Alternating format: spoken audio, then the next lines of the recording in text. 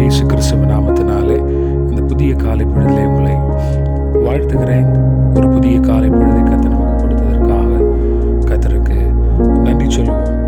சகரியாவுடைய புத்தகம் 9வது அதிகாரம் 14ஆம் வசனம் இவனமாய் சொல்லுகிறது, அவர்கள் பட்சத்தில் கர்த்தர் காணப்படுவார், அவருடைய அம்பு மின்னலை போல புறப்படும், கர்த்தராகிய ஆண்டவரை காலம் ஊதி தென் திசை சுழல் காற்றுகளோடு நடந்து வருவார்.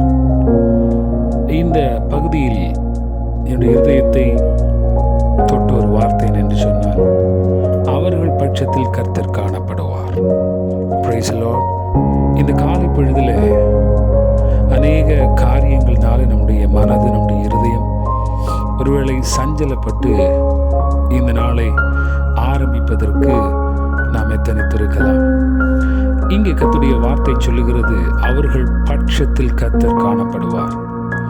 இந்த அதிகாரத்தினுடைய ஆரம்ப வசனத்தில் நாம் வாசிக்கிற பொழுது, இஸ்ரேலுடைய சகல கோத்திரங்களின் கண்களும் கர்த்தரை நோக்கி கொண்டிருக்கும் என்று சொல்லி வாசிக்கிறோம். கர்த்தர் அவர்களை விடுவிக்கும்படியாக. அதற்கு அடுத்தபடியான வசனங்களில் பல காரியங்களை சகரியா எழுதுகிறார். நமக்கு நல்ல பரிச்சயமான சில வார்த்தைகள் அங்கே வருகிறது நாம் பார்க்கிறோம்.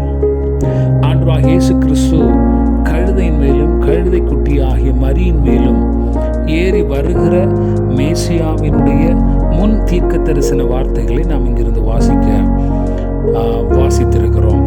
அது மாத்திரமல்ல, நம்பிக்கையுடைய சிறைகளை அரணுக்கு திரும்புங்கள் அப்படிங்கிற ஒரு அழைப்பையும் இஸ்ரவேல் ஜனத்திற்கு கர்த்தர் கொடுக்கிறதை நாம் பார்க்கிறோம்.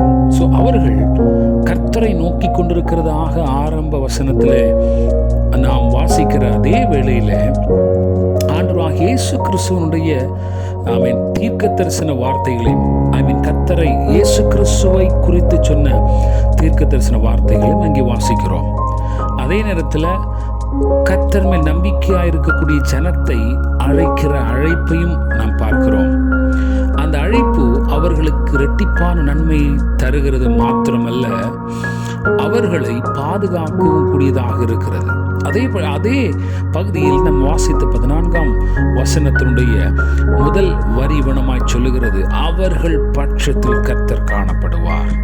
ஆமென். ஆகவே இந்த இஸ்ரவேல் ஜனத்தினுடைய ஒரு பெரிய தைரியம், நம்பிக்கை என்னென்று சொன்னால், கர்த்தர் நம்முடைய பக்கத்தில், நம் பட்சத்தில் காணப்படுவார். அருமையான தேவனுடைய பிள்ளைகளே, ஒருவேளை உங்களுடைய கண்கள் கர்த்தரை நோக்கி கொண்டிருக்கும் என்று சொன்னால், இந்த காலை பொழுதில் உங்களுக்கு ஒரு தைரியத்தை நான் கொடுக்கிறேன். ஒருவேளை அந்த தைரியத்தை முதல்ல நான் எடுத்துக்கொண்டு உங்களிடத்தில் நான் அதை பகிர்ந்து கொள்கிறேன். கர்த்தர் அவர்கள் பட்சத்தில் காணப்படுவார். யார் நம்பிக்கை உடையவர்களாய் கர்த்தரை நோக்கி பார்க்கிறார்களோ, யார் மேசியாவாகிய கர்த்தரை புரிந்திருக்கிறார்களோ, அறிந்திருக்கிறார்களோ, ஏற்றுக்கொள்ளுகிறார்களோ, அவர்கள் பட்சத்தில் அவர் காணப்படுகிறார். அவருடைய அம்பு மின்னலை போல புறப்படும், கர்த்தராகிய ஆண்டவரை காலம் ஊதி தென் திசை சுழல் காற்றுகளோடு நடந்து வருவார் என்று சொல்லி வாசிக்கிறோம். 17ஆம் வசனம் கடைசி வசனத்தில் இவனமாய் வாசிக்கிறோம், கர்த்தருடைய காருண்யம் எத்தனை பெரியது. இதற்கு மேல 16ஆம் வசனத்தில் வாசிக்கிறோம், கர்த்தர் தம்முடைய ஜனமான மந்தையாகி அவர்களை இரட்சிப்பார். ஆகவே இந்த காலை பொழுதுல நான் சொன்ன காரியங்கள் உங்களுடைய மனதிற்குள்ளாய் தொடர்படுத்திக் கொள்ள முடியும் என்று சொல்லி நான் நினைக்கிறேன். ஆண்டவராகிய தேவன் உங்களையும் என்னையும் ரட்சிக்கும்படியாக, விடுவிக்கும்படியாக இந்த காலை பொழுதுல நம் பட்சத்தில் இருக்கிறவராக இருக்கிறார். உங்க பட்சத்தில் உங்களுடைய கண்கள் கர்த்தரை நோக்கி பார்க்கும் என்று சொன்னால், அந்த கிறிஸ்துவை நீங்கள் நம்புகிறீர்கள், ஏற்றுக்கொள்கிறீர்கள் என்று சொன்னால், நிச்சயமாக ஆண்டவர் நன்மை தருகிறது மாத்திரமல்ல, அவர் நம்முடைய சூழ்நிலைகளிலிருந்து நம்மை ரட்சித்து தம்முடைய காருண்யத்தை நம்முடைய வாழ்க்கையில கொடுக்கக்கூடியவராக இருக்கிறார். ஆமென்.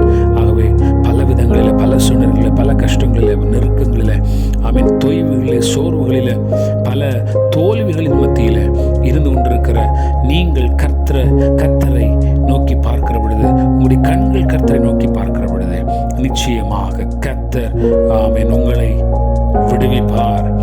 உங்களுடைய நம்பிக்கை அவரை பார்க்கிற பொழுது ஆமென் நன்மையை இரட்டிப்பாய் தரக்கூடியவராக இருப்பார். அது மாத்திரமல்ல, அவர் உங்கள் பட்சத்தில் காணப்படுவார். Price the Lord. ஆமென். அவர் உங்களை ரட்சிப்பார். அவருடைய காருண்யம் உங்களோடு கூட இருக்கும். இந்த காலை பொழுதில் கர்த்தாவே, நீர் என்னுடைய சூழ்நிலையில் ரட்சிப்பதற்காய், என் பட்சத்தில் இருக்கிறதற்காய் ஸ்தோத்திரம். அந்த நம்பிக்கையோடு என் கண்கள் உம்மை பார்த்து கொண்டிருக்கிறது. ஆமென். எனக்கு இரட்டிப்பான நன்மை கர்த்தர் கொடுக்கிறதற்காய் ஸ்தோத்திரம். அப்படி ஒரு காருண்யத்தை என் மேல, என் குடும்பத்தின் மேல கர்த்தர் வைத்திருக்கிறதற்காய் ஸ்தோத்திரம். அந்த தைரியத்தோடு இந்த புதிய நாளை நான் ஆரம்பிக்கிறேன். ஆமென். தொடர்ந்து கர்த்தர் எனக்கு உதவி செய்யும் என்று சொல்லி தேவ சமூகத்தில் ஜெபிக்கலாம். கிருபையுள்ள ஆண்டவரே, நன்றி செலுத்துகிறோம்.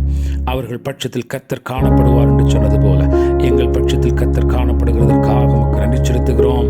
ஆண்டவரே, நீர் எங்களை ரட்சிக்கிறவராக, விடுவிக்கிறவராக இருக்கிறேன். உடைய காருண்யம் எவ்வளவு பெரியது ஆண்டவரே. Praise the Lord. ஆமென். எங்களுடைய கண்களும் நோக்கி பார்க்க